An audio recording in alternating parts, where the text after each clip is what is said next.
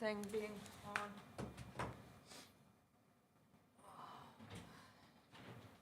This is on, plugged in, has a light.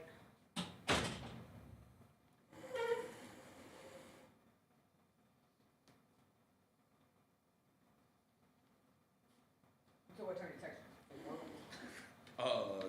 2:30. 2:30, 2:45, somewhere around there. No, it couldn't have been 2:30. It was like 2:40.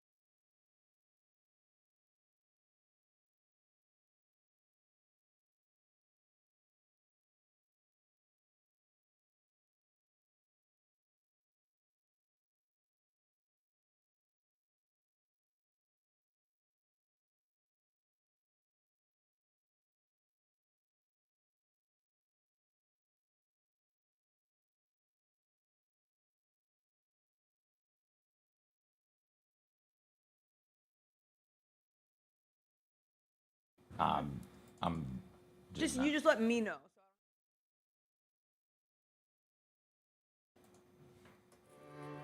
Oh.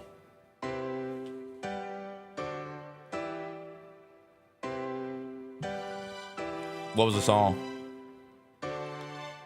Love on the Brain.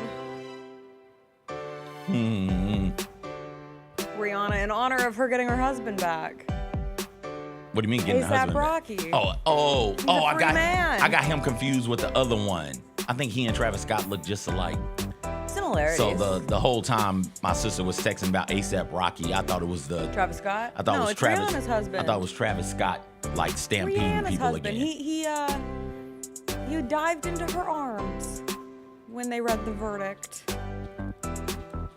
Not guilty. Not guilty of what? Shooting his friend. Are they still when friends? I'm found not guilty of shooting my Are they friends. still? They can't still be friends. Unclear. Okay. Didn't follow it that closely. It wasn't one of the ASAPs. Yes. It was an ASAP he shot? Yes, he was accused of firing a semi-automatic handgun at his former friend, There we go. an ASAP mob member, ASAP Relly, Oh, okay. in November 2021. All right. Okay. That's tough. How do you be found not guilty? Either you shot the gun or you didn't. He thanked the jury for making the right decision. Can't have juries without folks like you. Have you ever served on the jury? No. Have you? No. I've never had jury duty. Yeah. The one time I got never. called for jury duty was my college graduation week, and they took mercy on me. Like in Colorado. I was like, do you want me to fly and miss my college graduation? And at first, the lady was kind of a hard butt about it. Wow. Yeah. No, you can't be missing. You can miss graduation for a lot of things. Jury duty's not No, one. not that. Not that. That'd be hard. Like if you're actively in labor, unable to walk across the stage, yeah, absolutely. Yeah. What's up, everybody? Happy snow day. It is Wednesday, February 19th. Going to be a good day. Jessica Benson with you from the Grind City Media Studios in Memphis, Tennessee. CJ Hurt behind the glass. Coming up on today's show, we will give you the Memphis weather report as we do, because we will be here, and we'll be here to entertain you if you're at home enjoying the snow, the ice, working from home, whatever it may be. But we have a very exciting show ahead because one of our favorites is joining. Brevin Knight will join us to talk all things Grizzlies and NBA coming up about 20 minutes in. It is Wednesday.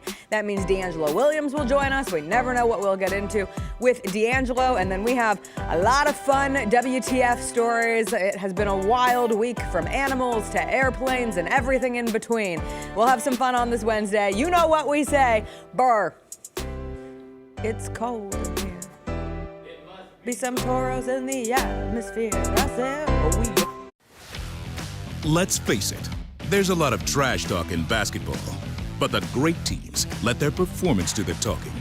Like Ford F-150 with Pro Power on board, a class-exclusive industry-first feature that turns your truck into a mobile generator and leaves the competition speechless. Ford F-150, official truck of the Grizzlies. Greatness starts here at your Mid-South Ford dealer. Class is full-size pickups under 8,500 pounds, GBWR.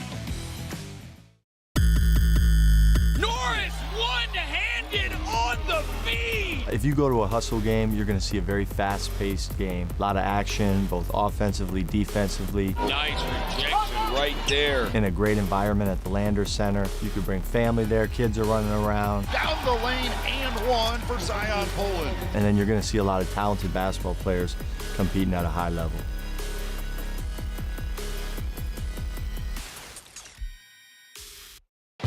At the National Civil Rights Museum, history moves us forward.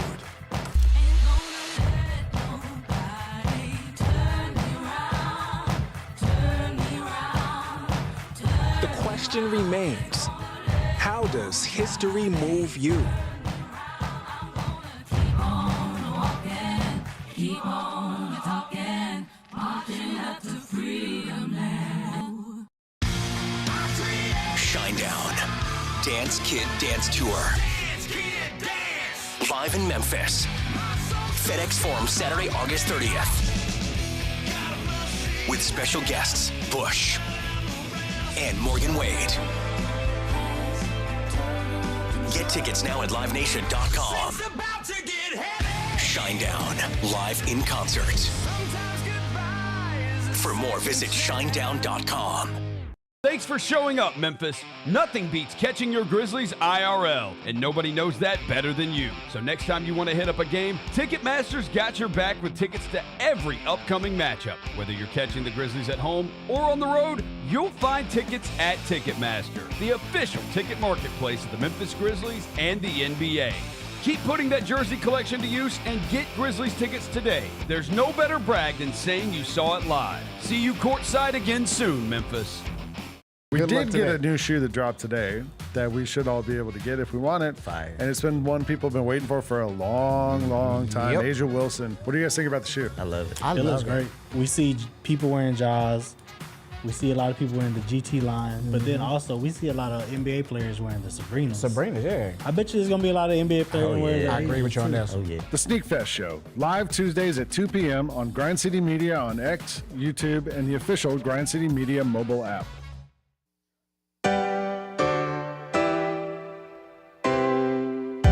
Feels great to feel the sunshine. Gotta own the day like it's all mine. Just got paid in his own time. Been working hard, I've been on the grind. I deserve this feeling, having my way. I've been on this healing. This is my day. The sun's out, let's have a little fun now. I wanna let it all out.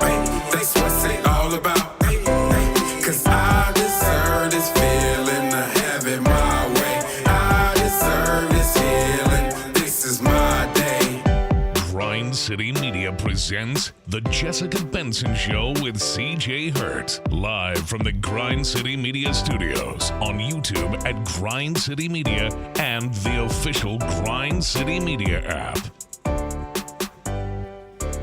What's up, everybody? It is a cold and snowy and frosty morning in Memphis, Tennessee, but we are here as we continue onward through the NBA All-Star break. Although technically NBA action returns tonight. The Memphis Grizzlies will return tomorrow. Brevin Knight is going to join us, which is always an exciting day in studio. But we just had a very funny moment happen off air, which I'm now bringing on air, because as we go into the opening commercial, CJ was running out to get something in the lobby or the hallway, whatever. And I said, God, it's such a miracle I got here. And he said, what are you talking about? I said, did you not see your texts? He said, no. And I have been texting this man for the last about a half hour ago because, CJ, when I left to come into work this morning, I was giving myself extra time because the roads are slick. How much extra time do you I gave an need? extra 10 minutes. Okay. I live 5 minutes away, and I live 3 minutes away. She's like that way around. Yes. Like, you're not far No, from I'm this so place. close. Yeah. I'm so very close. I'm less than a mile. You can spit on your house. I mean, not from here. technically. That'd be a big hockaloogie. I could hock a loogie on that. Maybe. Yeah. Okay, let's not confuse people. Like, you'd have to have some contraption that would allow the loogie to travel. No. If the wind is right, I can, like a good thunderstorm wind, like before the rain comes. There was thunder snow last Oh, night that's in incredible. some parts of the city. I love thunder snow, and I'm so As long sad as we nobody didn't gets get it hurt, downtown. but, like, it's right. incredible. But like admiring thunder Yeah. snow is top weather phenomenons. Anyway, I go to leave a little bit early. And we're dog sitting, so we have a dog with us. So Chris is gonna take the little dog out as I go to the car, come into work. And our gate won't open. Our parking lot gate will not open. It's frozen shut. Because before we got the snow yesterday, we got the sleet, we got the freezing rain, so there was a lot of ice. And if you're out and about driving around, don't. But if you have to be driving around, drive slow. I saw 2 people spin out on my 3-minute drive into the office, which is incredible. Like the ratio, if you can hock a It's loogie not there, that far. to see 2 cars spin out, like slow down. But I didn't think I was even gonna be able to see the cars because our gate won't open. And I'm like, oh, come on. And so we're trying to figure out what exactly is wrong. There is ice crusted around the portion of the gate that moves the wheel and the track that opens it. We already knew the electric part of it wasn't gonna work because anytime it gets below freezing, it usually has to be manually opened. So we were prepared to push, but when we went to push, it was not budging. So Chris is like kicking the ice around it, trying to chip it away. I'm trying to take the dog. Then we try to go back in our building to try to get some help. Our locks are so frozen.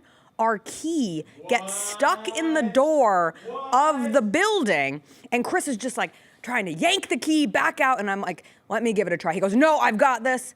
And I will say, once I finally took over after a couple minutes, I just pulled it right out of there.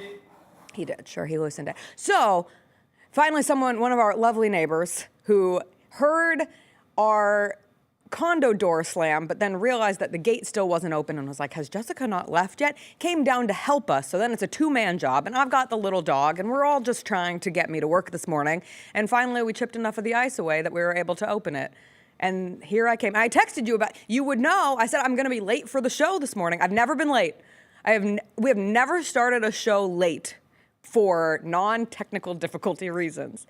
But I was almost the technical difficulty today. And I didn't text you until like 43. You get a text? I got text message. I'm going to be late. Our parking gate is frozen shut. Got it open on the way.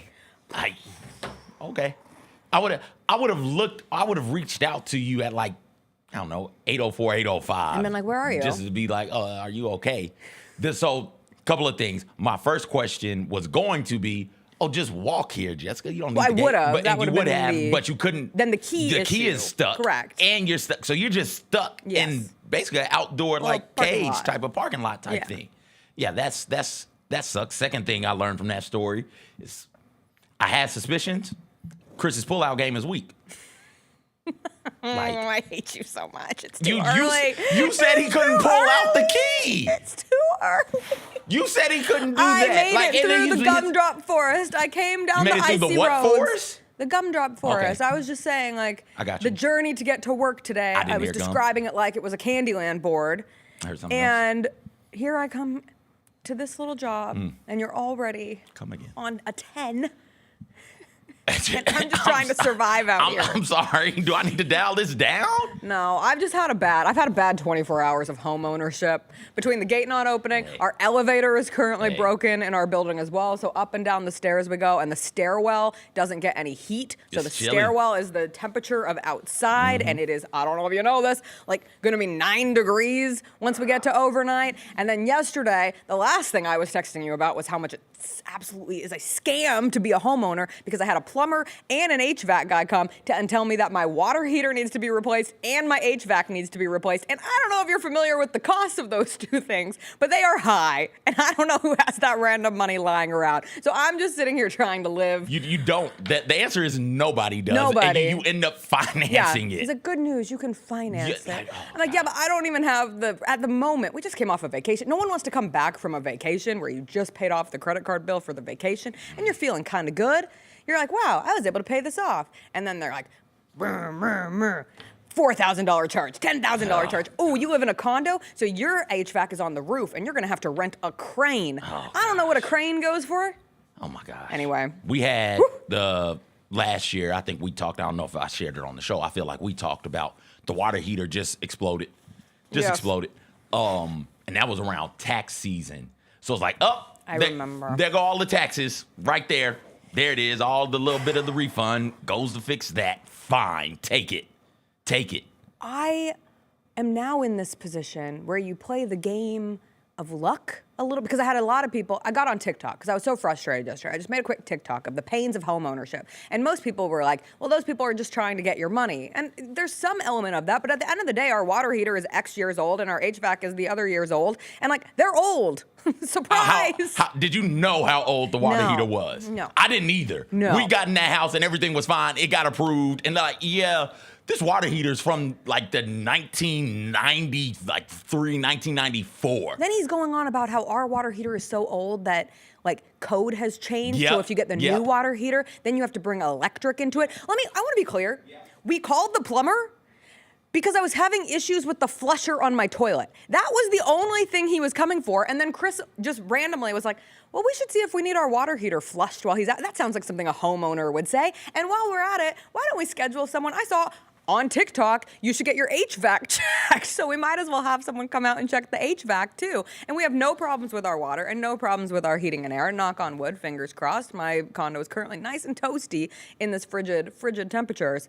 But yeah, so that's where we're at. So by last night, I was just dead. And then this morning I wake up and it just hits me again. And the elevator is still out. So we're going up and down. It's not a super tall condo building. We're only 6 floors. But on that third walk up to the roof yesterday, it's gonna be okay. It's gonna be okay. What'd you get into last night as it was snowing? The bed. That's nice. Yeah. Did you watch anything? My wife and kids, nothing. No. My wife and kids? Yeah. No, it was. What a throwback. Because of the snow, when it snows, company, says, hey, you got to go to a hotel because the show must go on. It's great. All right. So just in the hotel, and they got regular TV there, and it was a throwback. Because, like, why in the hell are there so many commercials? You think streaming has a lot of commercials? It's different. It's different on TV. So different. It was a commercial every, 4.5, 5 minutes. I was like, holy mackerel. Get me away from this. Mackerel. I do not want this anymore. So, yeah, that's all I did. Well, we actually surprised ourselves and started the Court of Gold documentary on Netflix. And I've kind of been ho-hum about this documentary when I first found out it was coming out. One, because I thought it was entirely about USA basketball. I thought it was all Team USA focused, and I prefer my documentaries to have a little time to simmer. I don't know if you remember when the 2024 Olympics were, but it was summer 2024, which is less than 6 months ago, because it's February 2025. And so it's been a short amount of time since we watched Team USA win a 5th straight gold medal in basketball. However, this documentary is not just about USA basketball. It is also about the teams who were perceived to be some of those closest to challenging Team USA at these Olympics. So it ends up being France, Canada, and Serbia.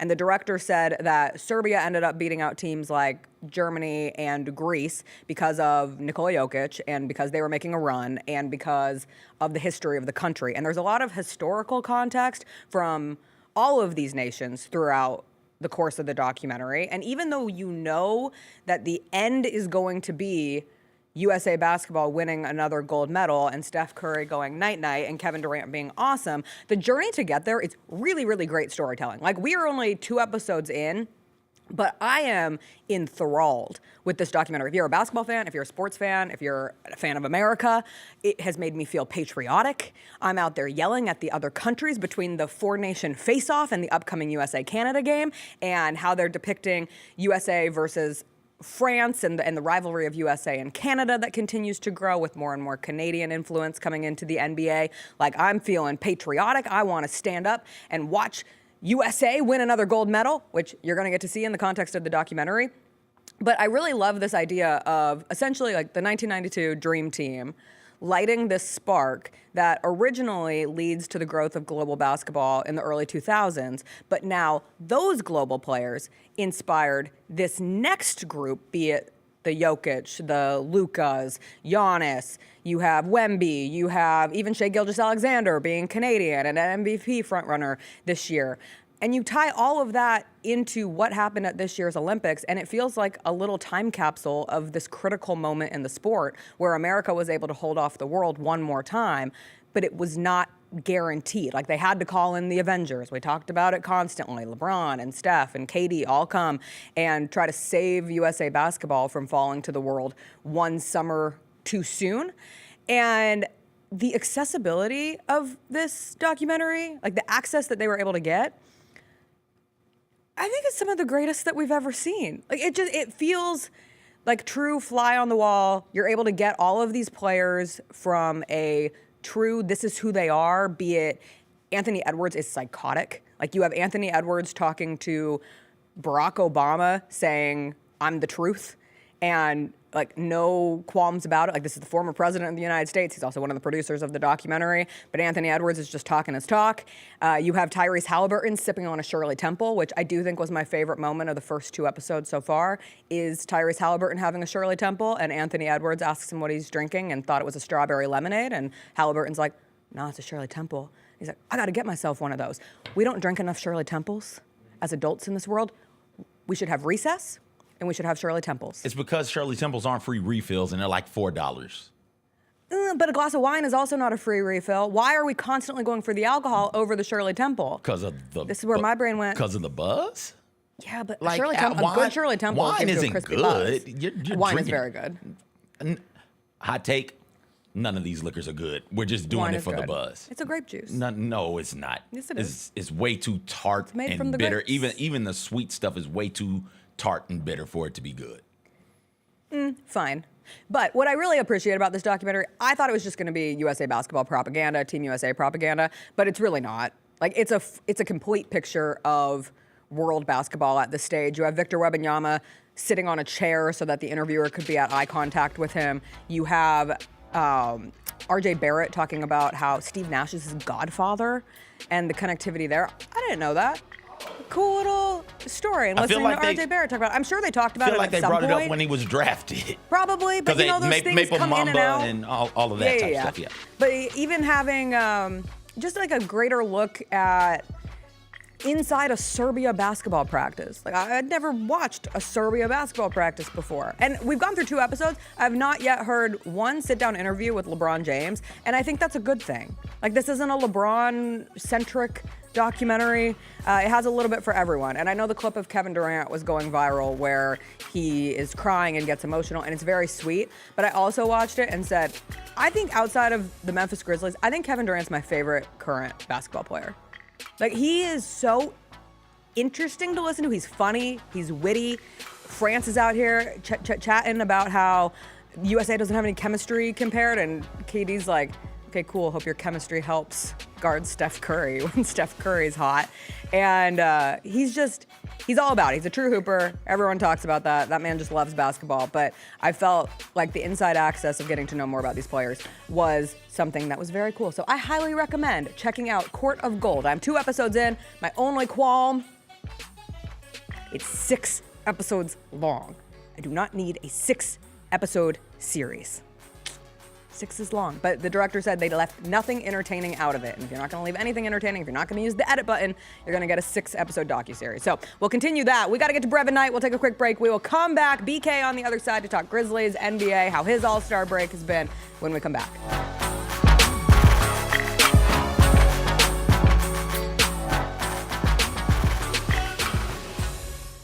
Grizz Nation gets set for tip-off 1 hour before every Grizzlies home game with the warm-up show. Get the latest news, notes, and analysis live from courtside at FedEx Forum. This team is doing everything that Taylor Jenkins and his coaching staff envisioned it could do. Join me, Lang Whitaker, along with Michael Wallace, Jessica Benson, and other personalities from Grind City Media, Memphis, and around the NBA. 1 hour before every home game, live at Grind City Media on X, YouTube, and the official Grind City Media mobile app.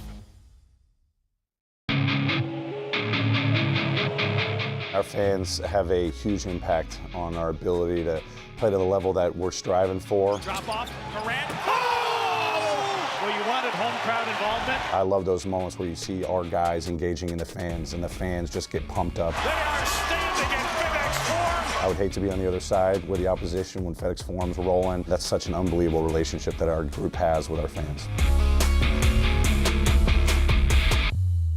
Kroger shoppers and Grizz fans, one exclusive last-minute discounted ticket deals texted straight to you during the Grizzlies 2024-2025 season. Sign up with the new Kroger Buzzer Beater deal. Fans can sign up by texting Grizz to 636-479 or visit your local Kroger store in the Delta Division and scan the QR code. By signing up, you agree to receive recurring automated promotional and personalized marketing text messages from the Memphis Grizzlies. Consent is not a condition of any purchase. Message frequency varies. Message and data rates may apply. Anticipate each challenge. Make a quick response.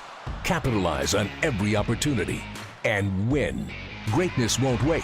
It's true in basketball. It's true in banking. Grizzlies Checking from Pinnacle. Play hard. Bank easy. Open a Grizzlies checking account with at least $100 and a recurring direct deposit by August 31st. And you could receive a $200 direct deposit bonus into your account. Details at grizzliesbanking.com. Member FDIC. It's your turn to drive into luxury at Southland Casino Hotel. Join us on Saturdays to win your share of up to $1 million in free play and prizes. And don't miss the chance to take home luxury itself during the grand finale drawings. Drive off in a 2025 Land Rover on February 1st or a 2025 Range Rover on March 1st. 2 vehicles, 2 finales, 1 million ways to enjoy luxury only at Southland Casino Hotel. Must be 21 or up. Play responsibly. For help quitting, call 800-522-4700. Thanks for showing up, Memphis. Nothing compares to catching your Grizzlies IRL. And that all starts with buying tickets at Ticketmaster, the official ticket marketplace of the Memphis Grizzlies, and the Masters got your back when it comes to scoring tickets. And there's no better brag than saying you saw it live. Are you aware of the story of Larry Brown and John Calipari coming to see you at an AAU tournament? I knew Coach Calipari was in the crowd. I had this incredible game. I had maybe 17 dunks in the first half or something. One of my guys was like, "Yeah, I think Coach Calipari was speaking with one of the NBA scouts, and they're saying, yeah, you're not going to go to college, bro. You're going straight to the league." I was like, "That's the plan, but if I don't, I definitely want to go to Memphis," and that's how I went down. The Gary Parrish Show, live on weekdays at 10 a.m. on YouTube at Grind City Media and the official Grind City Media app.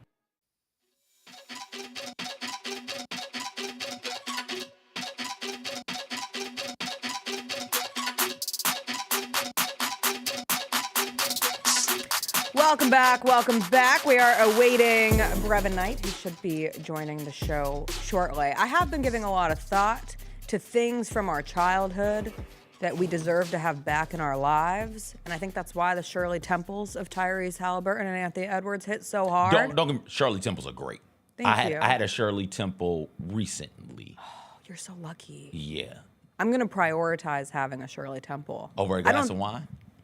Well, let's not get crazy. Okay. Come on. There's got to be a way to Shirley Temple a wine. You like white wine, right? Ew, I don't mix wine with it. The only kind of wine you would mix in a cocktail would be a sparkling wine. Like you could do a Prosecco Shirley Temple, maybe. But that takes away. No. This is a waste. I want just a pure Shirley Temple. No, I will prioritize. No buzz? Alcohol. No buzz. Okay. Because I think you get. I was gonna say the last Shirley Temple I probably had was in college when you're at a bar and you get a dirty Shirley. That's our college. Our college bar had dirty Shirley Temples, which were just Shirley Temples with vodka. But it gives a different taste. It's not the crispiness of the 7-Up. And I want 7-Up or Starry or Sprite, whichever one is our sponsor, and whatever that sweet, sweet bubbly is, that's what I want as the base of my Shirley Temple, and then just a little grenadine.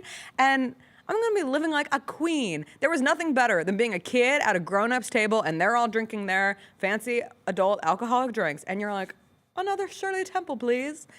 You got two Shirley Temples? Please. I was grown when I had a Shirley an only child. Temple. They didn't have to pay for 2 kids Shirley Temples. It was just 1 kid Shirley Temple. And I swear, Shirley Temple refills used to be free. No. I don't think Shirley Temple. It was always the special thing on the menu, wasn't it? Yeah. I think that's why we moved away from Shirley Temples. You could get unlimited Diet Coke, but not unlimited SCs. Better STs. Better non-alcoholic drink. Or what is Shirley Temple the best non-alcoholic drink? I think so. Better than a virgin daiquiri. I would take a virgin pina colada. Okay, that's the other thing when you're a kid on a vacation. If you happen to be on a beach and you can't yet drink the good drinks, you get the better drink, which is a virgin pina colada. I think that's the first alcoholic drink sans alcohol that I ever tried. Because you're not getting it's either a daiquiri or a pina colada. Your first big kid drink without the alcohol is usually one of those. I think they had them at Rainforest Cafe too, if I'm remembering correctly. I think they did. Or an electric lemonade. I think everywhere you go has a virgin one of those. Yeah. Chili's, Applebee's. Yeah, you can get a virgin one of those. Pick your chain restaurant, and I think you can find them. But I want a Shirley Temple. I want mandatory outside time. Not today, because it's way too cold. But you get recess your whole upbringing, and then you enter the corporate world, the working world, and they're never letting you go outside or encouraging you to go outside. You're not barred in here, but no one is saying, here's 20 minutes, everybody go outside and get some sweet sunshine on your face. Exactly. Yeah. And then nap time.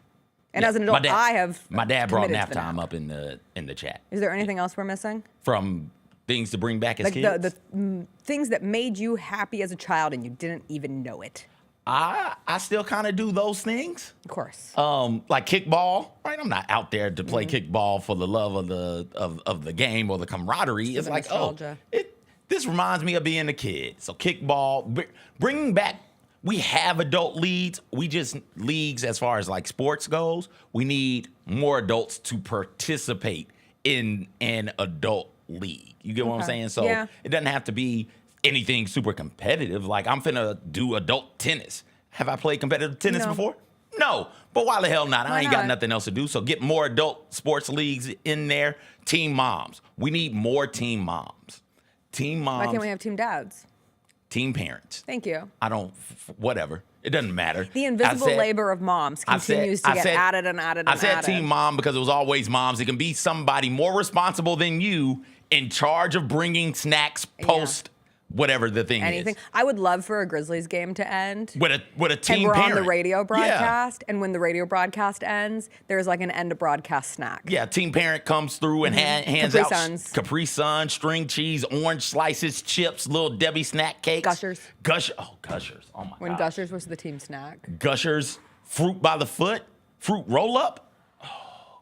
What's the one? What's the I know fruit what you're snack talking about. that you peeled it open and you could take them off almost stickers? Like a sheet. Like a sheet. What was that? That was a fruit. Gummy something or another. I'm going to have to look that up. But yeah, give me some of those. Yeah. And then you could do things with them. They had tongue tattoos and you put it on your tongue and you stick your tongue out. There's a smiley face on it. Yep, those were the days. Give me a teen parent after an activity to come through and bless me with snacks. And listen, we're in our 30s now. Nobody said the teen parent has to be somebody 60 or 70 or 80. No. It could be another 30-year-old if they're more responsible than me. It can't be me, though. It can't be me. I just want to be clear. It can't be me. I am not the team parent in this situation. I would like to be. I feel like my mom was a really good team parent. She was a good chaperone. Both my parents were good, field trip chaperones. They were always the ones who came with cool lunches. Yeah. Who would, bring, Chick-fil-A for the group or McDonald's for the small group. And then the other groups were like, oh, I want McDonald's or Chick-fil-A. But, sorry, that was for our special group. But I didn't get that gene. I did not carry that over, you know? I'm not getting a lunch for the group. I'm barely able to get lunch for myself. Your parents, correct me if I'm wrong, weren't your parents older than you are now when they were doing these things? Testament to old parents. I swear, people say this all the time. I don't want to be too old when I have kids, because what if I'm not able to participate? No, my parents were, not to blast their ages, my parents were both in their 40s when they had me. And they were so, put together by the time they had me, I can't imagine. I'm 33. Like I said, I can barely tie my shoes by myself. I can't even get to work. My gate is frozen and my key is stuck inside the door. And what the hell is an HVAC? I don't know. But I feel like by the time my parents had me, they knew what an HVAC was and they were able to keep that stuff together. They had lived their lives. They were like set in their working worlds. And I do think that helped pay off. I said fruit They were by like way older than most parents are. Oh, it's snowing again. I said fruit roll up. I said fruit by the foot and fruit roll up. You can't tell on the camera. And the fruit roll up is the thing we were thinking of. Thank you to King Meeks in the chat. Difference between fruit by the foot. Fruit by the foot and fruit roll up. by the foot was just super long. But I hated those, like the true fruit. Oh yeah, get those out. Those were in the paper form too. We weren't getting those. I did not care for those. Yeah, that's. If someone brought an organic fruit snack, I was like, please get this out of my face. You have to be of a certain class, background, and region for somebody to say, hey, you know what? Let's give the kids organic communal stuff. Yeah, no, we weren't. Influence. We were getting all of the red dye 30-somethings. We were getting all of that. All I wanted were the blue Scooby snacks. Okay. You know the blue one? Yeah, not the raspberry the rest of joint. them. I just want the blue one. Blue is. I think blue is universally raspberry. Yeah, but it was like raspberry. Like it was I've tasted raspberries before, and it doesn't taste like raspberry. My mouth is watering. Yes. The other ones were like clear jelly, but the blue one was solid in color. It was just bright blue. I don't know what blue dye 40 is, but whatever it was made that thing just so good. It made it tasty. sing. So it was a good time. Man. All right. We're having some problems getting Brevin Knight. We're just going to keep it real, keep it open, keep it honest. But we do have NBA basketball returning tonight. Lakers, Hornets, 9 p.m. tip. LeBron James is questionable for tonight's game, which is only notable because he skipped out on the All-Star game at the last second and didn't allow for Norman Powell to be an All-Star and said that he was dealing with some foot soreness and wanted to be ready to go and ready to roll for the next stretch with the Lakers. But CJ, I will ask you what I was going to ask Brevin. What is the number one storyline in the NBA that you are looking forward to following here in the post-All-Star scope of the season? Can I give you a couple? Yeah, that's fine. I'm going on Vernon, and I have to bring 5. And I'll tell you the 5 that I gave Roser because I have to give him ahead of time. I think that this is one. The legitimacy of Cavs and Thunder, right? Like they're both really, really good. Is that going to carry over? Yeah. So that's one. Grizzlies, obviously, will they improve against better teams, the good teams, not just the teams over 500, but the truly good teams, the contending teams? Will the Grizzlies' record improve against those types of opponents? They got the Cavs twice, I do believe. I'm not sure how many times they go back to California where they're still winless on the year, if I remember correctly. So it's obviously you throw the Thunder in there. They've got a game 2 weeks, like March 5th against the Thunder. That's going to be another one of those at home, another one of those, okay, let's see what you got type games. So that's one, obviously, for me. How do LeBron and Luka mesh? Can that team mesh quick enough for them to matter come postseason play? Speaking of meshing quickly, what's up with the Warriors, Jimmy Butler and Steph Curry particularly? Can they mesh quick enough to be, I don't think they'll be in the playoffs, but can they get in the play-in, win the 2 games you need, or win the 2 games that you need, or win 1 game that you need, however we're doing 2 games. Win the 2 games that you need to get into the playoffs, and when they get into the playoffs, are the Thunder going to be able to handle that, or are the Grizzlies or whoever the 2 seed is going to be, are they going to be able to handle that? And then can the Celtics get things figured out? The Celtics started off the season so hot. They were only, and not by much, not dwarfed by much the first 2 months of the season. They were only dwarfed by the Cavs, who had that, 16, 17 game win streak to start the season. The Celtics were right there. And since then, the Cavs have continued to play at a supremely high level, whereas the Celtics have looked a bit more gettable. They're still a good team. I do believe they're still second in the East. But there's some very clear, obvious issues with that Celtics team right now. There it is. It's snowing on John Morant.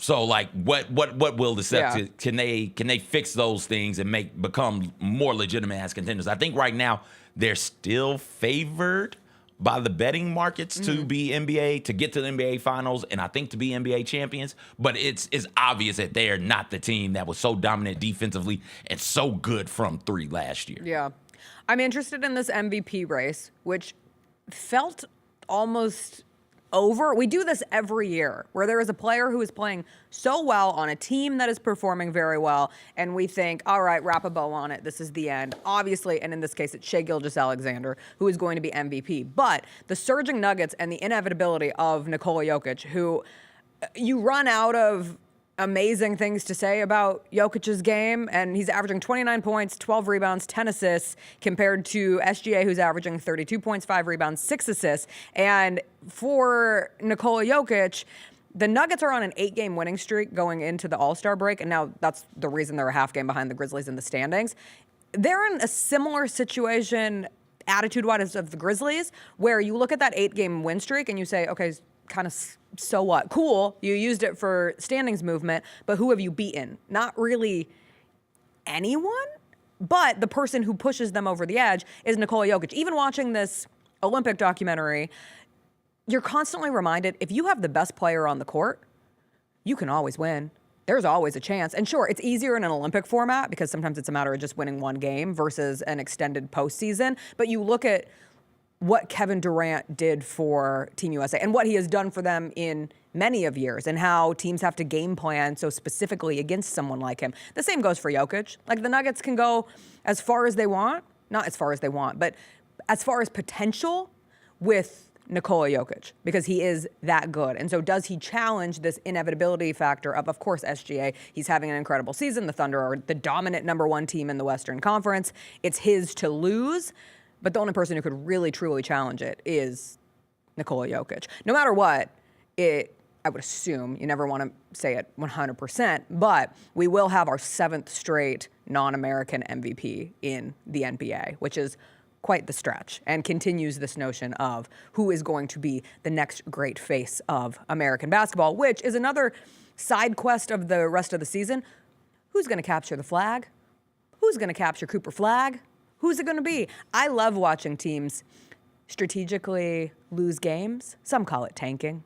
Some call it working the system. But you are going to have all of these lower teams like the Wizards, the Jazz, the Hornets, the Pelicans, the Bulls, the Nets, the Raptors, all trying to lose games down the stretch to see who can get Cooper Flag, because he is that good, as we have discussed throughout this season that he has had for Duke, and how he continues to be just one of those players you look at and say, surely this translates quickly to the NBA. It is tankathon season. Got to hit the sim. Okay. Oh. Who got him? You don't want to know. Don't say it. The Spurs. The Spurs in the sim. Spurs. Got the number 1 overall pick. The Spurs.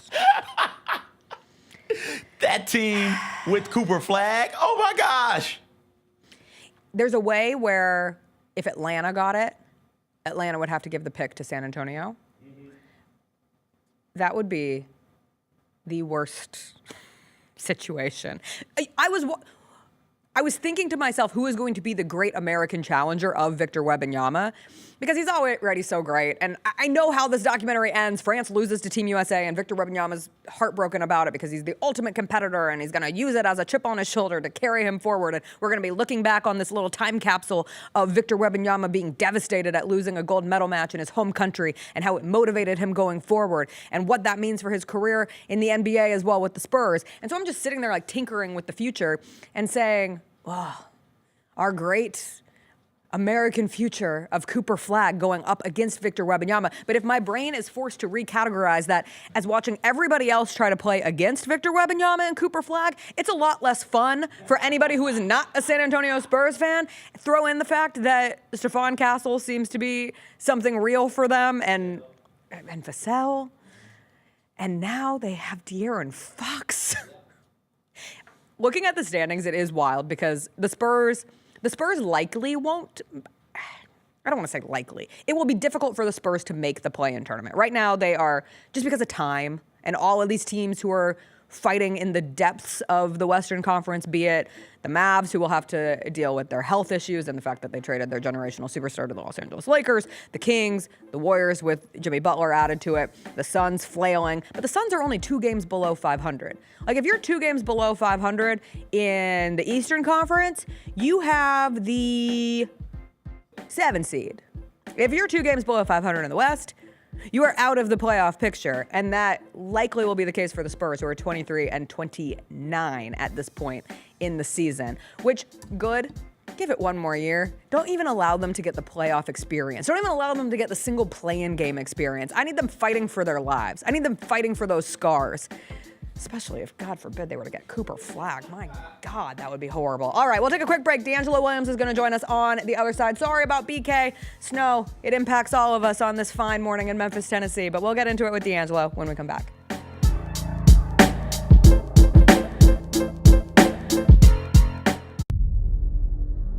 Can't wait. It's time to get it popping. It's gonna be crazy. The fans are gonna be loud. We need just energy. We're gonna need, the Forum rocking. We're gonna need, everybody in Memphis to be out there to come to support. When the fans are good, we're good. Simple as that. A Bane three, yes sir! Desmond Bane with ice water in his veins. We'll ride the energy together. Memphis Cat is back with his Heaven on Earth tour. I tried to be incognito, but thanks to Shannon Sharp's loud mouth, the gig is up. February 22nd in the FedEx Forum. In my spare time, I infiltrate the Illuminati. Look for their secrets. Run back. Tell y'all. Don't miss this year's most talked about comedy icon live. He's back with brand new material, an unmatched wit, and an electrifying performance. Get tickets at Ticketmaster.com. When it's all on the line, you turn to the strong, the stable, the unwavering. To those with a history of raising their performance, to meet the moment. It's true in basketball. It's true in banking. Grizzlies Checking from Pinnacle. Play hard. Bank easy.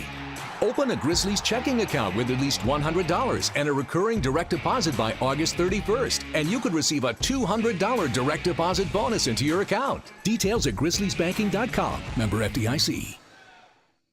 Sonic Radio. Welcome back to Sonic RNDIO. That spells radio with me, the CIO. This just in, the new Sonic $1.99 menu lets you build a crave-worthy meal for just $1.99 an item. Whether that's a creamy shake, crispy tots, or a quarter-pound double cheeseburger. This just out. Ostriches. They're mean, not very cute, and in my opinion, way too big for a bird. Don't miss the Sonic Fun 99 menu. 5 items, always $1.99. Live free, eat Sonic. Tax not included. See menu for details. Grizzlies fans, dunks, dimes, and no-looks are great on TV, but nothing compares to catching them IRL. And that starts with buying tickets at Ticketmaster, the official ticket marketplace of the Memphis Grizzlies and the NBA. Ticketmaster gets you to the game so you can catch every highlight in person. From seeing your favorite Grizzly stars up close to hearing the squeak of the sneakers on the hardwood. Put that jersey collection to use and get tickets at Ticketmaster. There's no better brag than saying you saw it live. See you courtside, Memphis. They say main event Jey Uso was going to open the show. So they said they're starting to hear rumbles around the plaza level of Jey Uso. They're getting the crowd together to build up the main event Jey Uso entrance. Hey, 15,000 people together yeeting in unison, 5-star. They are yeeting together. Tune in to Grind City Wrestling weekly on the Grind City Media app and on the Grind City Media YouTube channel. We touched on this earlier, the panel here, about what really has been the mainstay of the Grizzlies, and that's Jaren Jackson Jr. Trip has just been awesome. He's posting guys up. He's stronger than he's ever been. He's physical, and he's scoring all type of ways. Hey, Grizzlies fans, be sure to tune in to Grizzbeat, where the panel and I break down all things Grizzlies and take a look at the rest of the NBA as well. The show is live every Wednesday, 2 p.m. on YouTube at Grind City Media and the official Grind City Media app.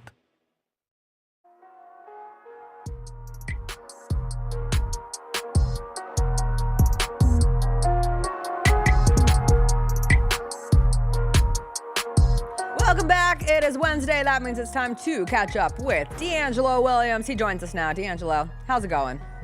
I'm trying to determine. Okay. And it could just be me. I'm trying to determine if we've become soft as a country or if we've become smarter.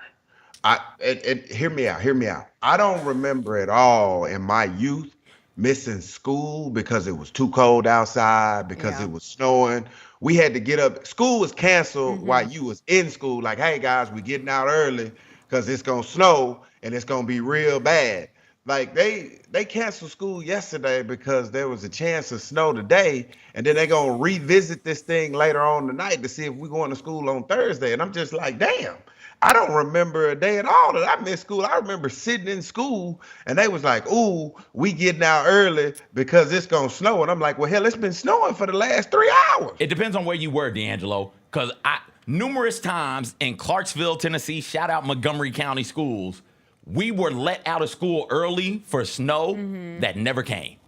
Like you could say snow. If 5 different people in that city said snow, you're out. Shut it down. We're out. I remember vividly one time it was like, okay, hey, we're rushing. Teachers are panicking. We had just got to school. It's like 9:30. Teachers like, hey, get them back on the bus. Send them home. Snow is coming. Snow is coming. Cancel all the after school stuff. We had a big basketball game. Cancel. But you was going to school though. That's what I'm saying. Like they didn't cancel it the day before. DeAngelo. The snow hadn't gotten there yet. They canceled it because snow was coming.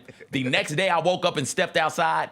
It was like 60 degrees. I was like, holy hell, how did they get that this wrong? Yeah. What happened? We had one of those where we were released. I grew up in Colorado, and so you did not get snow days hardly ever. You would have multiple inches of snow, and you were still going to school. Ice, you were absolutely going to school. Cold, there was no question. You were never missing school because it was going to be too cold to go.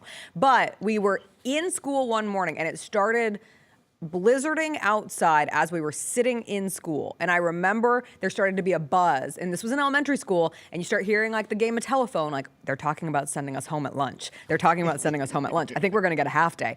They end up sending us home at lunch, which is a whole predicament because you have to get parents to come pick up their kids, and some kids are inevitably gonna get stuck because if the parents are at work, and sure, jobs aren't gonna let you off for potential snow, unless you live in Memphis, which is a whole other thing that we'll get to, because this has now bred the next level of people who don't have to go to school when it snows and then don't have to go to work when it snows. But they sent us home and it stopped snowing by like 1 p.m. and it was just a beautiful, beautiful day. And so that set next couple of years where it was really hard to get a snow day. They preemptively canceled my junior prom because of a snowstorm, and it ended up being a 60-degree sunny kind of weekend. There was no weather issues at all, and so that was deemed an absolute failure by my high school. But the alternative is what popped off in Atlanta all those years ago, like 4 or 5 years ago, where it was, oh no, kids are stuck in buses with no heat on their way home. Yes. Buses can't get to the schools who have no heat to get the kids and send them back. You want it to be a safe situation. Err on the side of caution. What's wrong with taking a day off every now and then? Like, just give people a day off. It's fine. I'm going to tell you what's going on. And my daughter has been lecturing me. Your issue is you don't want your kids at home. I understand that. No, you love them so much that you'd love to see them go away. I'm going to tell you what the issue is. The issue is this, CJ, honest to God. When I was younger, bro, I remember sitting outside freezing, waiting on the bus. And now it can get too cold where we have a 2-hour delay for the temps to get up just right so people can stand outside. I'm like, damn, when I was standing outside, I had 3 jackets on, 2 beanies. I had every hood up. And my parents was like, hey, you better not miss that damn bus. Yeah. To where now it's a 2-hour delay because it's too cold, CJ. Too cold. I will say I did get a little frustrated at the missus yesterday. It's windy. It's sleeting. We downtown, so we went to the official bar of the Jessica Benson show. You guys know what it is. So we went there to grab food to bring back to the hotel, and on the way back, the frozen water started falling. I guess it was sleet, whatever it was. Yeah. And so it was falling in our face. Wind was blowing, and she just all of a sudden stopped walking. It was like, oh my gosh, what am I got to put it's like, no, move, keep walking. Don't do that. What are you feeling? If your hoodie comes off, the hoodie just comes off. Just keep moving. Right, so I understand your point, Dan. There's a toughness that is necessary in this life that you can get not only from being like coached up or talked to, held accountable for actions and things like that come with schooling, but also just by existing as a child out in the elements, right? Just stick your child. In fact, it looks like it's softer now, but if it was the stinging stuff, I would encourage all their parents to just 10 minutes. stick outside and face them the direction of the wind. Let that wind. Because ain't nothing makes me angrier then when the sleet starts bouncing off of my face, like that is immediate cause for me to get angry at everything. But it's so funny because it truly has bled into, like, all of my friends, not all, but a lot of my friends here are working from home today. And knew by like 2 p.m. yesterday that they were going to be working from home. And I don't have any issue working in the snow. Like, I looked out our window this morning and I said everybody should be going to work and school today. Now, granted, I then got on the roads and I saw 2 cars spin out and was reminded that people can't drive in the city. The roads have been treated better. I think there has been improvements between the last 2 storms. The salt is out early. Yes. So I want to give credit to the city of Memphis. They are making improvements on how to handle weather. But just from a general feel of the city, nobody knows what to do when you get, be it like a 1/4 inch of snow, 1 inch of snow, 6 inches of snow. There's no difference here. So I get that. I also have to challenge myself. I'm sitting inside. I have a vest and a hat on because I'm dramatic and it's cold outside. But I'm inside. I used to work a job where I was out in the snow. And like my husband was too. When he was a news reporter, he would have been that dude on the morning news outside with a ruler this morning, leaning on the corner of the sidewalk saying, well, I think we've got about 1.5 inches of snow to report. And he was freezing. He was like, Jess, you cannot be remotely frustrated to go into work during a snowstorm now. Do you remember Prosser 2016? I was like, do I remember Prosser? That would be Prosser, Washington. I covered a football game and it was 8 degrees outside and the feel-like temperatures were like -10. And I would just look back on that and it made me tougher. It made me a better person to sit here today and not complain about having to walk to my car and getting stuck behind my gate that would not open because it was frozen shut. But we made it here, DeAngelo, and it's going to be okay. Look, that ain't even my biggest gripe. My biggest gripe is this, and this is where it really bothers me on this soft scale. It is too cold. The snow is too snowy for us to go to school, but damn it, we still got to go to practice. Are you serious? Are you serious? We still got to play this game. Like, the game's not canceled. Practice is not canceled. Life's but not it's fair. I don't know if you've heard. I don't understand. It's connected to the same thing. The school system is the damn school system. Favorite cold weather game, DeAngelo? Oh. While you think, I ask this the way people do, like ask a question so that you ask them back so they can tell you the answer. I know my favorite cold weather game. I'll share mine while you think about it. Do you got it? Yeah, I got it, but I was a grown up. I never liked cold games as a kid because it was too damn cold. But it was the Green Bay Packers game when I was playing for Carolina, and the reason why it was great is because I had 4 touchdowns, four 1-yard touchdowns. It was cold as hell, and they rushed us on the plane because we was trying to avoid getting hit by a blizzard at Green Bay and getting stuck. But it was already like 8 degrees. I was like, damn, you mean to tell me it could get colder? Like, it blew my mind that it could get colder, CJ. Because the whole game, we was huddled up next to the damn, like, heat units. You know what I'm saying? And, like, and Coach kept telling us, he was like, and it's crazy seeing people that take their shirts off and be like, oh, it ain't cold out here. Just because you showing us in pregame that you don't think it's cold, it's cold as hell out there. You didn't tell us it was a stunning come-from-behind victory.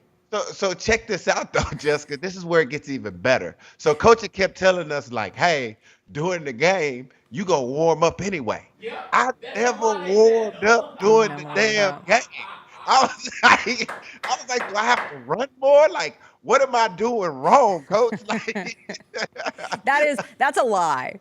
You never warm up. No. You're just cold. No. You're just cold. I tell the wife all the time, whenever I love watching the games in Green Bay, Pittsburgh, Baltimore. I love watching those cold weather games in legitimate cold weather. I point to my wife all the time, point to the TV, tell her all the time, hey, one year, randomly in December, we're going here. It's like, is that Green Bay? How cold is it in Green Bay right now? It'll be something ridiculous, like 9 degrees with a minus 10 degree wind chill. Let's get it. Let's go. I think every football player should have to play at Green Bay in the cold at one point in time in their career. It's ridiculous that you think that they should have to do that. You guys should have to, DeAngelo. What? Why? Why? DeAngelo, the same damn reason you want kids to stand outside in that cold and wait on the damn bus. What are you talking about? Why? To make you tougher. CJ, this is what I'm trying to get you to understand on why it bothers me. Like, I feel like kids should be hit with that adversity so they know. Like, my kids, for instance, because they've never had to do that because this school system allows them not to do that, they don't understand what true cold is. They act like they from Florida sometimes, like, ooh, it's cold outside. Like, no, yeah, it's not. but you change. You change based on where you're lit. I used to be so tough. I used to wear shorts in the snow. I used to wear little jean skirts in the snow to high school. That's not tough. Yes, it was because you were used to it. You weren't that cold. Oh yeah, grow up in a snowy climate. You don't care. You used to. We used to. On like ski trips, you would get in a hot tub, then you would run outside, do snow angels, and it was fun. And then you'd run back in. How we're not dead, I don't even know. That's why your immune system is so compromised. Probably. It's a complicated thing. It's been fighting for its life since you were like 5. But it was so fun. But now, I say this because when Chris and I were in Chattanooga, the Airbnb that we were staying at had a hot tub, and it was like 25 degrees outside. And I was like, it's too cold to sit in this hot tub. Like, if my ears are out, my ears are going to be cold, and I don't want to be out in the cold anymore. But I just thought to myself as a kid, where it would be snowing, and if there was if you were lucky enough to be around a hot tub in a snowstorm, that was like the best day ever. A rarity. And now I'm just a baby. Yeah. You're wise now. No, I'm a baby. No. Because my circumstances have changed, and it's made me a less tough person. I see all these people sitting at home today, not bracing. They should walk to work. Yes. Everybody else should walk to work. Everybody should walk to work. Yeah. Agree with that. Figure it out. So CJ, can we address something in the black community? And maybe it's not something that's in the black community. Whenever it rains and it storms outside, why the hell we got to turn the TV and the lights and turn stuff everything off? Turn it all off because the lightning might come and strike. Is that just us? I don't think that's just us. No, I did that when I was a kid. Yeah. You just unlocked, but I haven't done it as an adult. At some point, it phased out. But when we were young, like if it was a thunderstorm, we would go down to our basements because if there was any chance of tornado weather, but you would turn everything off and you would just sit in the dark. I was the stupidest thing we ever. were Like DeAngelo. We were talking about things to bring back from our childhood. Yeah. Shirley Temples and recess and nap time and teen parents, things like that in the other segment. I think this is one of the things from our childhood, much like all of those things, much like, hey, if your parent is driving, don't turn the light on in the back. Yes. That's going to cause some sort of like. Either you're going to blind your parent or you're going to blind the driver behind like, so how the hell am I going to blind the driver behind us? Like turn that light off in the back. The driver behind us can't see, and they're going to run us over. Like, wait, what? How? What do you mean? So I think it was just one of those old wives' tales where, hey, somebody at one point in time, maybe they had to turn the power off out of fear that lightning would strike the premises, and then everybody just started doing that. And then as we got older, we learned, much like we learned you don't swallow any spiders in your sleep, things like that. Hey, that's just old wives' tale. Does gum live in your stomach? No, another one of those things. I thought that was another Gum one. does not live in your stomach for 7 years after you swallow it. It gets digested. You're good. Here's the thing, though, CJ. It can be storming and going all crazy outside like that, but they still got to go to school. But it gets too cold for them to go, and the snow will stop them. You're really upset about this cold. I get it, though. Damn. I think there are some places in this great nation of ours who, if they get a good thunderstorm, they're out of school. Oh. No. Because they're not. I remember I was staying activities will be canceled. I don't know school itself. I was staying at Uptown Square, like 2011, and a thunderstorm came through. Not a particularly bad one for Memphis, but one came through. And there was a chick from Michigan who I passed going in who was sprinting full speed downstairs to the basement. She's like, hey, don't go up to your apartment. It's coming. You got to get down to the basement. I was like, why? She's like, thunderstorm. I was like, no, you'll be okay. We get these all the time. She said, what? I was like, you guys don't get thunderstorms in Michigan? She's like, no, this is terrifying. Yeah, and so then we talked, and she was like, yeah, if it's like this, we get out of school for things like this because we're just not. Everybody's set up to live in the climate that they're accustomed to living in. I hate that I've made myself on the side of like force the kids to go to school, force the people to go to work. Well, like, don't go to school. Everybody take a day off. We should enjoy more days off. Take off. It's not that serious. Take off, but stand your ass outside for a little bit. Yeah, That's what we're Suffer through saying. the elements. 15, 20 minutes outside. Yeah. Get out there and get it. I agree. So this is why it bothers me, CJ, because I stopped short of my daughter lecturing me. So my daughter was lecturing me on her teachers giving her an earful about how, like, okay, today is their last snow day where it's no work. So everything after this is like a makeup day.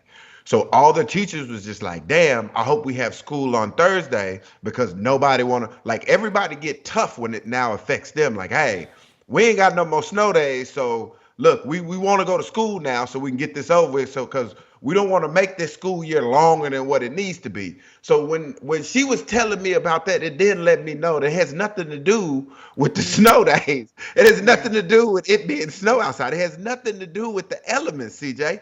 And Jessica, it has everything to do with the fact that we have these allotted days that we can get out. Let's go ahead and maximize those allotted days. But now that we ran out those allotted days, we need to get our ass in school. Yeah. Because nobody, the worst. The worst. Oh my God. The worst is school is supposed to let out May 12th, but damn it, we got 4 damn makeup days to do. It's like, oh, come on. We had one of those years, and it was horrible. Nobody wants to be there. Because we had like a 2-weeker. Oh, where you just I can't imagine. Like I said, you literally could not get to school.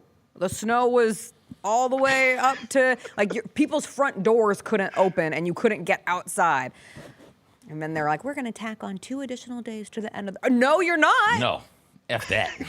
But I so want is my it really popsicle about out of the cooler, and I am out for the summer. I'm done. Thank you. Leave me alone.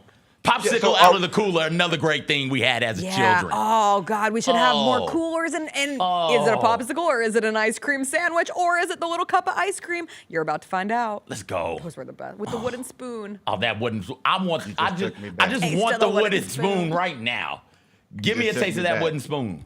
You just took me back, CJ. Like after training camp in high school, it wasn't called training camp, but after like summer camp or whatever. Two-a-days and things like that, Yeah, two-a-days and stuff like that. At the end of it, we would have popsicles and watermelon. There we go. Ah, man, like those were the days because you was like, man, I just got to get to that cooler. That's it. After I hit that cooler, the practices are over. Like we go right into the regular season. Like, it's amazing. It's over. But yeah, CJ, we have gotten soft. I think the reason why we've gotten soft and not smart is because we want to use up all those snow days and not take safety in account when we're using those snow days. Yeah. So we can be more, be better with how we use those snow days. I would argue that the truly smart thing to do as it pertains to snow days is to allot way more snow days than you need and say, okay, school's going to let out in June this year because we've allotted 30 snow days. Sure. And then you use like 5, 6, 7 of them and then say, hey, you know what? Never mind, everybody, we lied. We're going to end this thing in May.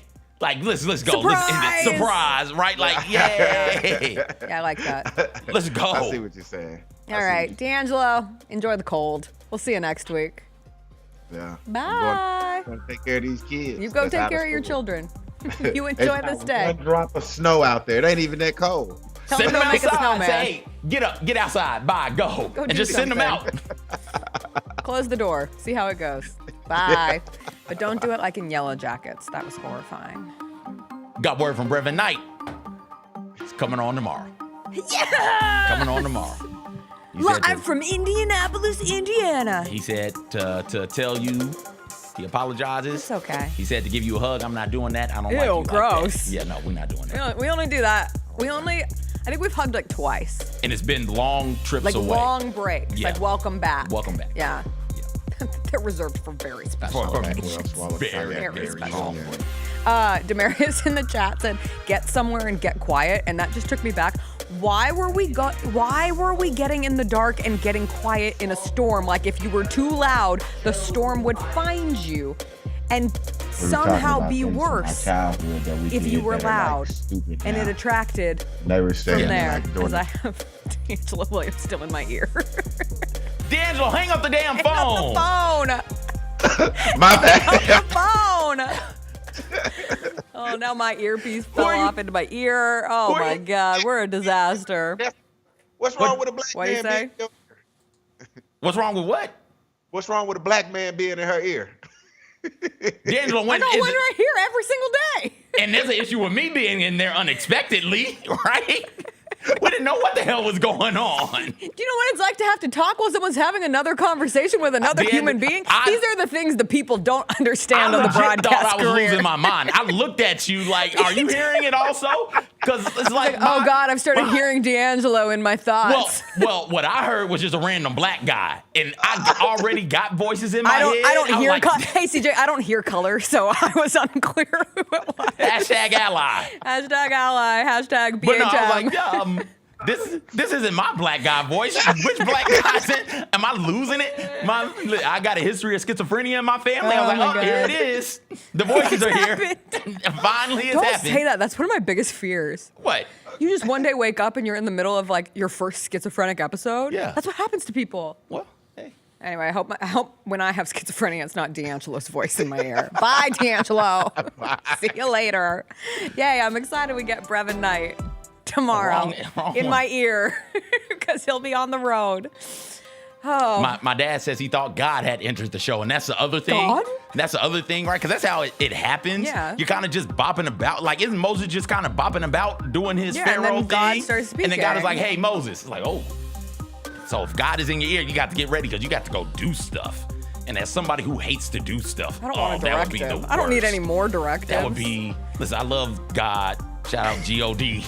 But please don't make me do anything. Don't call me to lead a people, man. I can't do it. Don't call on me to do it. Don't. I'm happy to contribute. I'll follow. I would love to follow. Follow my ass off. Yep. But Jesus, please I'll don't be have a me great down there. teammate for the cause. Please just don't make me lead it. Don't have me talking to a burning bush. That's a lot of effort. That's so much. It's so hard. All right, we'll take a quick break. God, we're running out of time. Next thing you know, I'm just gonna say it really fast before we go to the break, because I saw some people in the chat talking about it. There was some, like, I'm not even calling it reported alleged. There was words that were said about Ja yesterday. There were words that Darius Garland said about the Grizzlies should move to Nashville. I'm kind of trying to get to this point in my life where I don't address stupid stuff. And both of those things, I think, did not require excessive addressing. So if you want long dissertations on them, that's all you're gonna get, because sometimes. Of course, the dude from Garland is from Brentwood Academy. Yes. This is why Brentwood Went to Academy. Vanderbilt. This is why Brentwood Academy is now evil. we're giving him more words, but yes. Yeah, Brentwood Academy is evil. We should not be supporting them. Yeah. Them and Emsworth. Yeah. They're evil. Like, stop rocking with those dudes. Sorry about it. Jalen Ramsey, Darius Garland, Brandon Wright. Like those, there's some real evilness in Brentwood, Tennessee, man. That's all I'm saying. Stop rocking with them. That's it.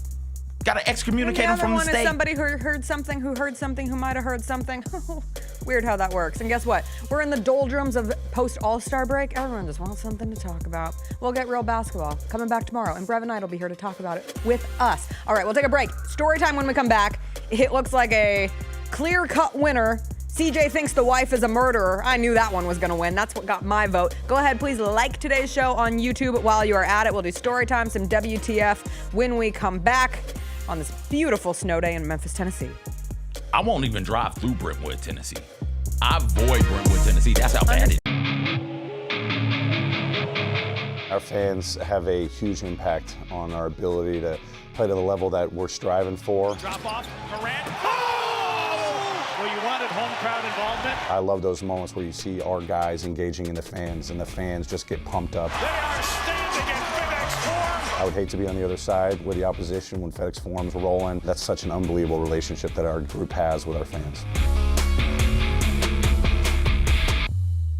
Kroger shoppers and Grizz fans, want exclusive last-minute discounted ticket deals texted straight to you during the Grizzlies 2024-2025 season? Sign up with the new Kroger Buzzer Beater deal. Fans can sign up by texting Grizz to 636-479 or visit your local Kroger store in the Delta Division and scan the QR code. By signing up, you agree to receive recurring automated promotional and personalized marketing text messages from the Memphis Grizzlies. Consent is not a condition of any purchase. Message frequency varies. Message and data rates may apply.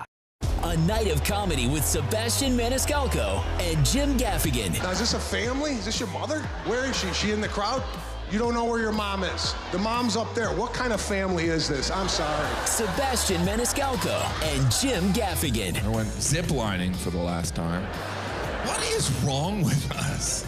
Would you pay $200 to feel like you're about to die 6 times? Live in Memphis, FedEx Forum, Friday, February 21st. Get tickets now at livenation.com. Thanks for showing up, Memphis. Nothing beats catching your Grizzlies IRL, and nobody knows that better than you. So next time you want to hit up a game, Ticketmaster's got your back with tickets to every upcoming matchup. Whether you're catching the Grizzlies at home or on the road, you'll find tickets at Ticketmaster, the official ticket marketplace of the Memphis Grizzlies and the NBA. Keep putting that jersey collection to use and get Grizzlies tickets today. There's no better brag than saying you saw it live. See you courtside again soon, Memphis. 45-minute video on Tony Allen on YouTube. I just saw it yesterday. He managed to dominate the NBA for 14 years, despite missing one of basketball's most important skills. But here's the crazy thing. Why does that hurt your feelings? It didn't hurt my feelings. It's positive. He at least should have more of my highlights. The Chris Vernon Show, live on weekdays at noon on YouTube at Grind City Media and the official Grind City Media app.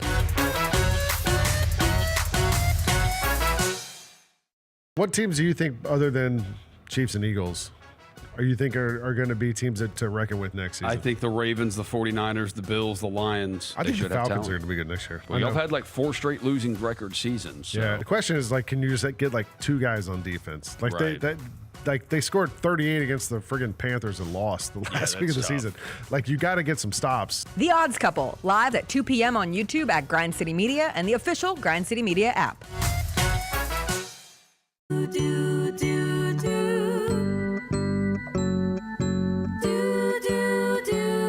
This is another JBS production.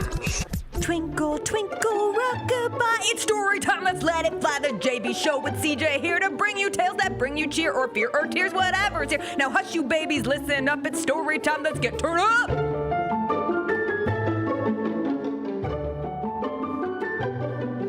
Am I the a-hole? My wife put our dog down without telling me while I was out of town. That sounds horrible. So this just happened. Oh my God, sorry. This just happened. This is a very sad story. What's so funny? This wife murdered his dog. I can't tell you on air. I literally cannot. Okay. I'm sorry. Well, please remind me. Can you please be a professional? Yeah, I'm pulling it together. All right, thank you. I apologize. Let's talk about this dude's dead dog. So this just happened, and I'm still trying to process it. My wife, 36-year-old female, and I, 38-year-old male, have been married for 10 years, and we've had Bella, our golden retriever, for 12 of them.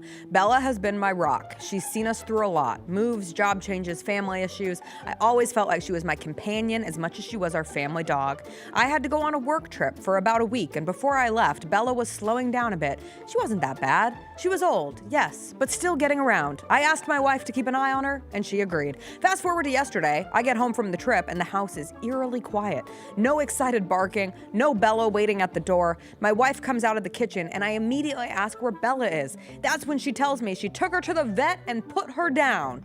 Instant divorce. I don't need the rest of the story. That is horrific. I didn't even know Bella was that sick, and my wife made the decision without me. I wasn't there to say goodbye, and I feel completely blindsided. I lost it and told her she had no right to do that without telling me first. She got emotional and said Bella was in pain, that the vet advised it, and she thought she was sparing me from seeing Bella suffer. But I just can't believe she didn't even call me. She knows how much Bella means to me. Now I'm heartbroken and furious. I get that maybe it was the right decision, but it feels like I was robbed of my chance to say goodbye to my dog, my best friend. My wife's been crying and saying she did it for Bella, but I can't shake the feeling that she overstepped in a huge way. FYI, my wife has a habit of overreacting to things, and I'm afraid she did it this time as well. I've called the vet, but haven't gotten a response yet. Am I the a-hole for being angry and thinking she should have waited to at least talk to me first, or am I being unreasonable? Do you want to get to the update? Okay. Yeah. Never mind, go ahead. I talked to the vet. I don't know what to think anymore. Vet is obviously not going to say it was completely unnecessary. I don't know how to process. I could use some support here. Your wife overstepped. This is like, I don't know how you get over this. For some people, their Divorce dog immediately. is their child. So she murdered his child unnecessarily.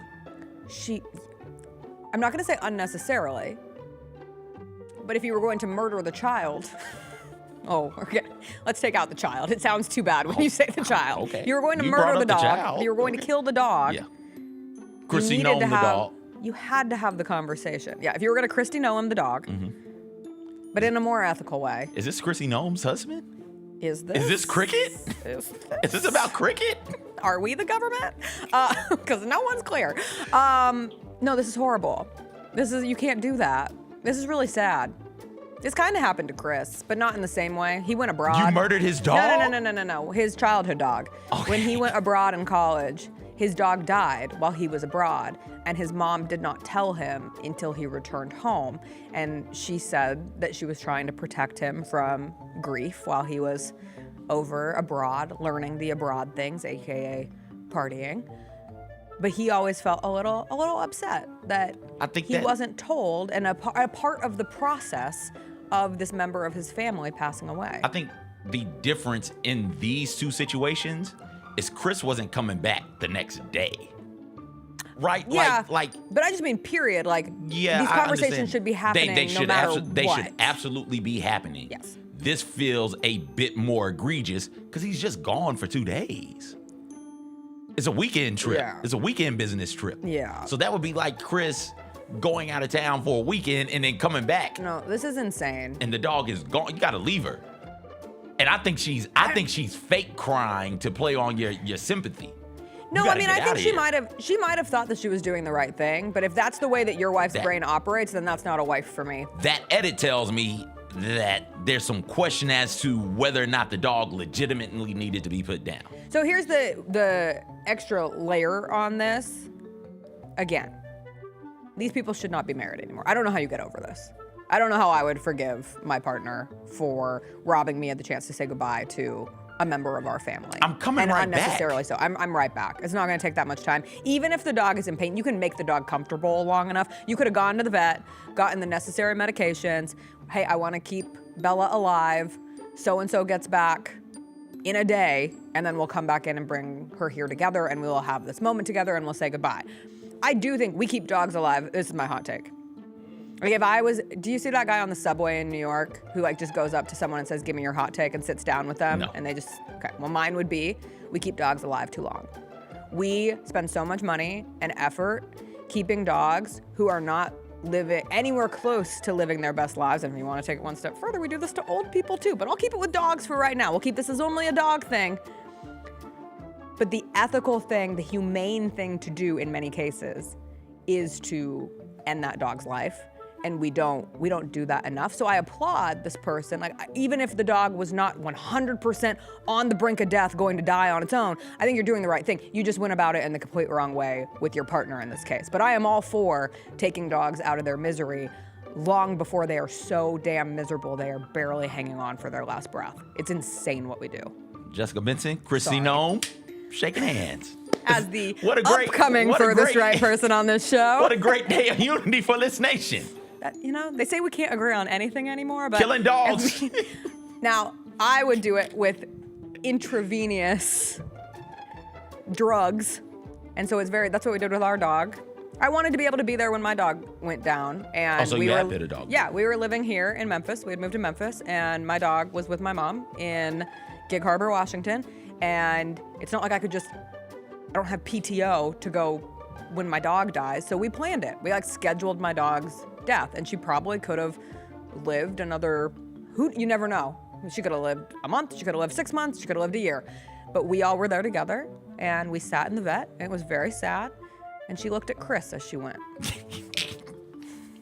And I said, great. She's like, what the F is he doing here? I've been here with you for it all, and you're gonna look at, this man's not even my husband at the time. He's my boyfriend. We're not even engaged. But anyway, cold world. Tough scene. I feel bad for this guy, though.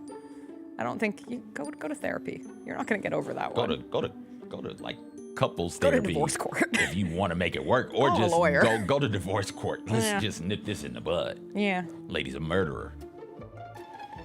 Murdered your child. You said it, not me. I'm just saying. All right, let's do some WTF. Where do we start? Oh, God, this happened in a women's basketball game last night. This crossed my timeline. I said, there is no way this is real. And it was. The Duke-Louisville women's basketball game Louisville tricked Duke by lining up on the opposite side of the court after halftime, and they bought it. Hook, line, and sinker. They are defending the wrong basket. If you are looking for the opposite of basketball IQ, this is it. Know what side you are going to. As someone who scored a goal on the wrong goal in a soccer game once and has never lived it down mentally, even though I was but a young child, these are women's college basketball. This is Division I college basketball. You can't be letting someone have a open layup because you didn't know what side of the court you were supposed to be on coming out of the half. Ridiculous. Yeah, I've blocked. I think I've shared that story. I blocked a dude's shot for trying to shoot on the wrong side. You got to just, at that moment, Duke is supposed to be where the smart people go also. At that moment, you get an F on the day for basketball, right? Like you don't, you get an F for that. You can't be doing that. Everybody, coaching staff included. How does nobody on the court know, hey, y'all are lining up, get down on the other side. Quick, what are y'all doing? This is, no, that's shameful. That's shameful. That's just shameful. Speaking of shameful, if you get invited to a child-free wedding and you bring your baby anyway, shameful. But even more shameful if that baby proceeds to scream during the ceremony. This is a bride from Texas, and this is the face she was making during her vows because a baby was screaming its head off during what she had deemed an adults-only ceremony. This video on TikTok has over 3 million views. She said that the crying baby definitely distracted her and left her feeling distracted during her wedding. It was supposed to be completely child-free aside from their nieces and their nephews, but someone brought a baby anyway. Who brought the baby? I want to see the video. I want to hear how loud this baby was going. That's what I would like. And at a certain point, if that's the look you're going to make, you just got to stop and be like, hey, you got it? Jacob's going to find it. He's going to find it. At a certain point, you got to be like, hey, stop. Get out. That's not supposed to be here anyway. Get that. You and that. Get the hell up out of here. Multiple guests reportedly asked the parent to leave, only for him to refuse because he, quote, drove 10 hours to see the wedding. Stick the baby outside then. I don't know what to tell you. Yeah, it's not the child's fault. It's the dad's fault. Yeah. So stick the dad outside. Like, move them both. Yeah. Take him out. Get out. Not Bye. take him out. I'm Jessica. not proposing murder. No. But one of the conversations that popped up was, like, why are you asking to have a child-free wedding? Weddings are about family. No, the wedding is about the party. It is 2025. Actually, let me rephrase. The wedding is about what you want the wedding to be about. So if you want the wedding to be about family, and meaning all family from old to young, then cool. You have babies at your wedding. But if you want the wedding to be a party, it's not obscene to say no children. I think it's becoming more and more common. The last however many weddings I've been to have all been child-free. We had exactly one child at our wedding.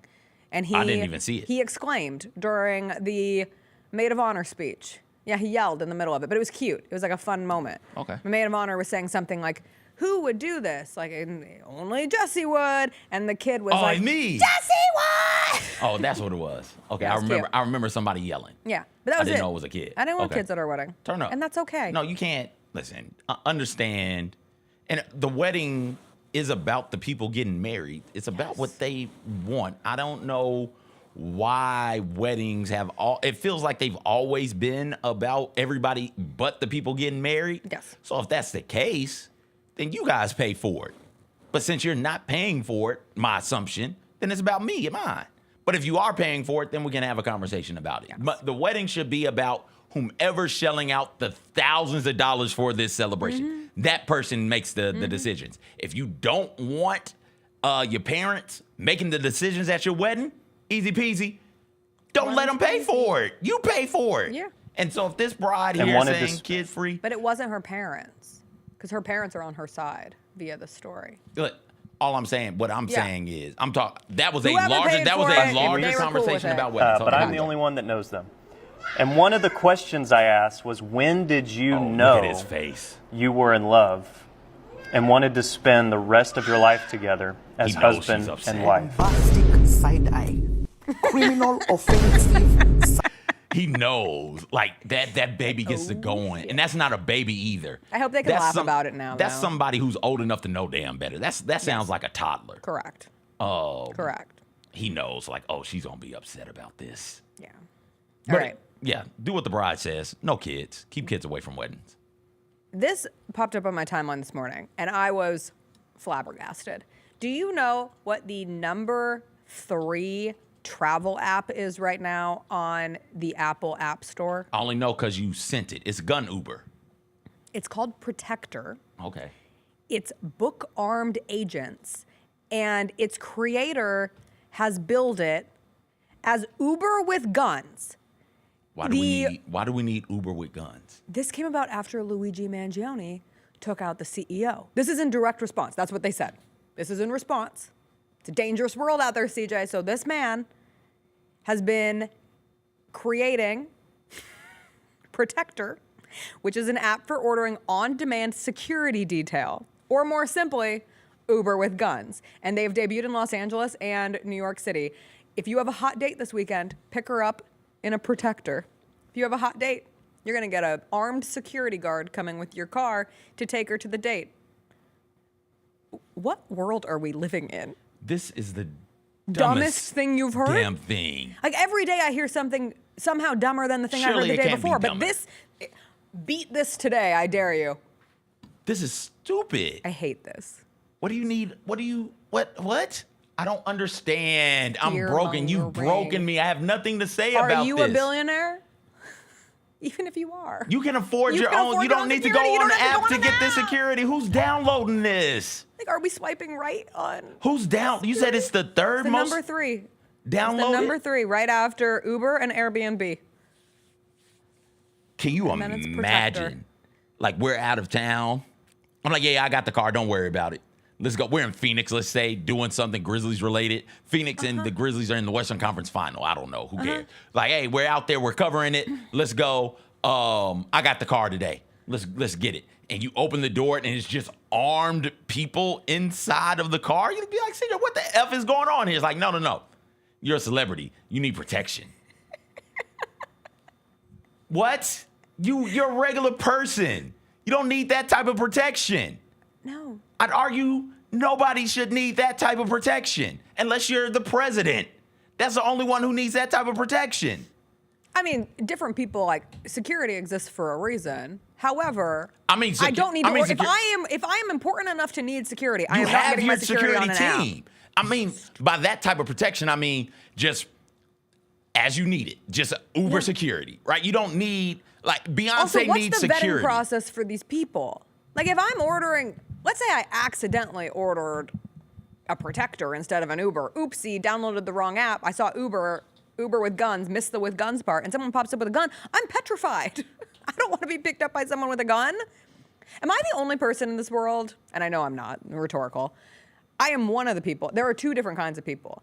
When I see someone with a gun, I get terrified. Like, even if I'm in a grocery store and I see someone with a gun, I'm immediately uncomfortable. You seen that? Yes. People with their gun on their holster. Maybe I'm not paying attention. Oh, yeah. I have yet to see one of those. It instantly makes me feel uncomfortable. Immediately. And I hate how it's just such a giant D move. Like, I don't think if you're trying to show off your gun in public to me, like, I don't feel protected by you. I feel scared by you. And that's how I would feel if someone picked me up with that too. So please no. Please let's not make this a thing. It's obviously, this just hit like the news site, so they're trying to make it a thing. So now you're going to hear more about it, and you're going to get people like us who are like, oh, this is a bad thing. And then the other side's going to come and be like, oh, this is a good thing. Why wouldn't you want security? Just don't accidentally download the Protectors. Let's do some animals before we get out of here and into the rest of our Wednesday. Are we going to do the homie? Who's the homie? I think Bonnie Blue is her name. Who's Bonnie Blue? Oh, God. What have you done? Who is it? You're looking maniacal, and Jacob isn't taking video. Jacob? I mean... No, Jacob. What do you mean, discretion. no? Yeah, okay, Jacob's going to read the headline. What's the headline, Jacob? That's what she's known for. Oh, I didn't know her name. Yeah. Bonnie Blue is the woman who had sex with, what was it, 1,000 men? Over 1,000. Over 1,000 men. Everybody involved should be arrested. She's reportedly pregnant. That's what happens when you have sex with over 1,000 dudes. Well, and I saw somebody say, wasn't she on birth control? And the person answered back, it was such a smart response. Birth control is 99.9% effective. So if you have sex with 1,000 men, surely You're going to get pregnant. Somebody's getting in there. Someone said HBO writers could sit at a table every day for hours and not come up with dialogue that crisp. And it is so true. Like, that's a great joke. What's this the, woman, it's the X truth. with 1,000 men, birth control is 99.9% accurate. And now she's pregnant. That's math. Everybody should be you need arrested. statistics. You should have to give me your penis right now. I hate when you say that word. It's a body part, I Jessica. know. I know. All right. God. And it was 1,057. You're number 600. What is going through your mind? Like, why are you even there at that point? I don't understand. Again, everybody involved should be arrested. I've never understood that story. It makes me ill. Oh my gosh. On the first episode of the new season of The White Lotus, there's a part where like one of the sons says, oh God, what does he say? He says genitals, and the mom goes, that's a bad word. And it made, what? Why did you just, I don't even want to know. I don't even want to know. No, even I know I can't have this conversation on air. So it's two things we got to talk about off air. Oh, yeah. Yeah. Okay, 1, 2. Yeah. Animals. Humpback whale spit out a kayaker. I wouldn't have seen this without you. Where did this happen? Off the coast to somewhere. I love off the coast to somewhere. Well, could it be why anywhere? Not? We're renaming things. Why not just call it Coast of America? I don't know. Off the coast of America. Look! Oh, it's a Chile. Look, and then just spit them out. This is how the humpback whale conversation popped off yesterday. Jacob, if we can get to it again, like it just pops up, pits them in the mouth, I don't want and then to. spits them out. Look. Gone. Wow. In a humpback. Spit them out. That's like. And it's not, they're saying like swallow. No. Humpback whales, again, throats the size of our fists. Yeah.